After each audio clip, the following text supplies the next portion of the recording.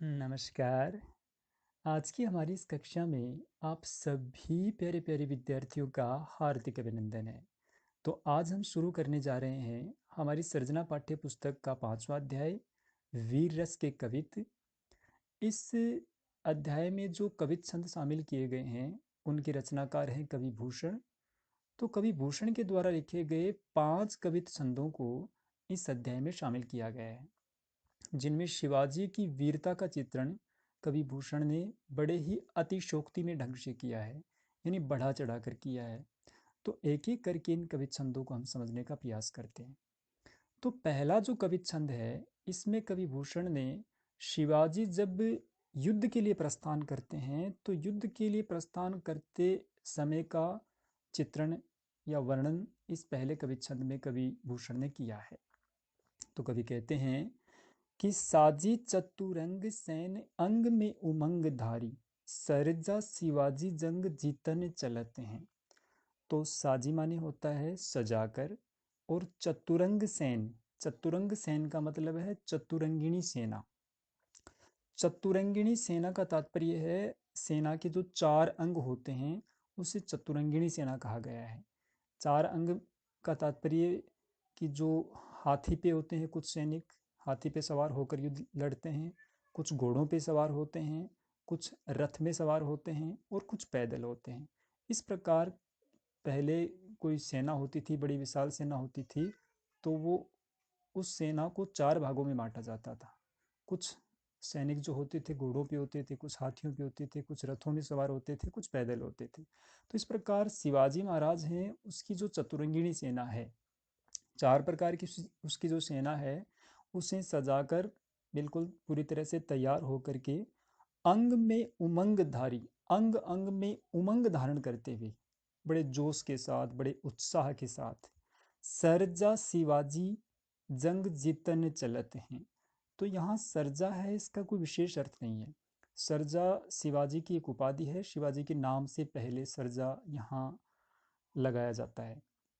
तो सरजा शिवाजी जंग जीतन चलत हैं, तो सरजा शिवाजी महाराज हैं, वो जंग जीतने के लिए चलते हैं या चल पड़े हैं।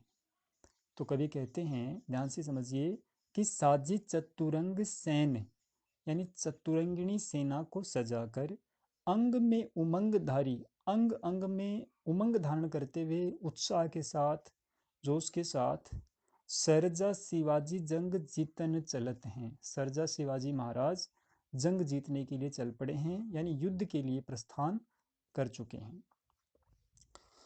आगे कहते हैं, भूषण भनत नाद विहद नगारन की। भूषण भनत, भनत का मतलब होता है कहना। तो कवि भूषण कहते हैं, भूषण भनत का तात्पर्य क्या हुआ? कवि भूषण कहते हैं कि नाद विहद नगारन की। नाद का मतलब होता है गूंज, बड़ी ऊंची जो गूंज होती है उसके लिए यहाँ नाद शब्द का प्रयोग किया गया है। विहद नगारन की, विहद का मतलब होता है वृहद, और वृहद का तात्पर्य होता है बड़ा। और नगारन, नगारन का मतलब होता है नगारे, ढोल नगाड़े जो बजते हैं जब कोई भी सेना प्रस्थान करती है युद्ध के लिए, तो उस समय के लिए यहाँ नगारन शब्द का प्रयोग किया है। नगारन का मतलब है नगारे या नगाड़े। तो भूषण बनत नाद विहद नगारन की, भूषण कहते हैं कि जो बड़े बड़े नगाड़े हैं उनकी जो गूंज है वो दूर तक सुनाई देती है। नदी नद मद, नदी नद, नदी नद का मतलब होता है नदी नाले, और मद, मद का तात्पर्य होता है पसीना। और नदी नद मद गैबरन के रलते हैं, गैबरन का तात्पर्य है हाथी। तो जो हाथी की कनपटियां हैं उनसे जो पसीना निकलता है, उस पसीने से बड़े बड़े नदी नाले बह निकले। यहाँ हम समझ सकते हैं कि कितना अतिशयोक्ति में ढंग से वर्णन किया है शिवाजी की वीरता का। यानी हाथी जो युद्ध में शामिल थे, उन हाथियों की कनपटियों से जो पसीना निकला, उस पसीने से बड़े बड़े नदी नाले बह निकले। तो भूषण बनत नाद विहद नगारन के, भूषण कहते हैं कि बड़े बड़े नगारों की जो गूंज है वो सुनाई देने लगती है। और नदी नद, नदी नाले मद गैबरन के रलते हैं। तो जो हाथी हैं उनकी कनपटियों से बहने वाले पसीने से बड़े बड़े नदी नाले बह निकलते हैं।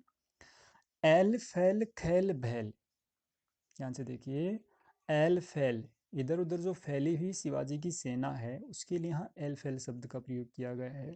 खैल बहल, खैल बहल का मतलब होता है खलबली। और खलक में गैल गैल, खलक का तात्पर्य है संसार, ये दुनिया जो है उसके लिए खलक शब्द का प्रयोग किया गया है।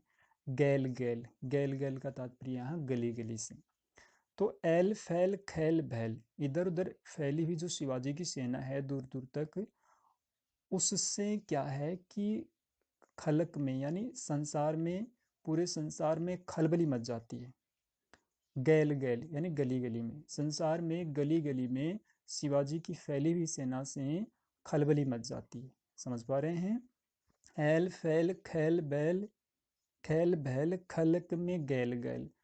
तो खलक में यानी दुनिया में, संसार में, गली गली में और शिवाजी की फैली हुई सेना से भगदड़ मच जाती है, खलबली मच जाती है। आगे कभी कहते हैं कि गजन की ठहल पहल, गजन, गज माने होता है हाथी और ठहल पहल माने ठेल पेल करना, ठेलना, धक्के लगाना। तो गजन की ठहल पहल, हाथियों के धक्के लगाने से सैल उछलत है, सैल का तात्पर्य होता है पहाड़। तो बड़े बड़े जो पहाड़ हैं वो उखड़ने लगते हैं, उछलत है, उछलत का तात्पर्य उखड़ना। तो हाथी जो शिवाजी की सेना में शामिल थे वो जब धक्के लगाते हैं, जोर लगाते हैं, तो बड़े पहाड़ के पहाड़ बड़े बड़े हैं वो उखड़ने लगते हैं, है ना। गजन की ठैल पैल सैल उछलते हैं। फिर आगे कभी कहते हैं कि तारा सो तरनी, तरनी का मतलब होता है सूर्य। तो जो सूरज है वह तारे के समान दिखाई देता है, तारा सो, तारे के समान। तारा सो तरनी दूरी दारा में, दूरी दारा में मतलब धूल जो उड़ती है शिवाजी की सेना में, जो खलबली मच जाती है, या फिर शिवाजी की सेना युद्ध के लिए प्रस्थान करती है, युद्ध लड़ती है, तो उससे जो भगदड़ मच जाती है, उससे जो गुबार उठता है धूल का, उस धूल के गुबार में जो सूरज है वह भी तारे के समान टिमटिमाता हुआ दिखाई देता है ना।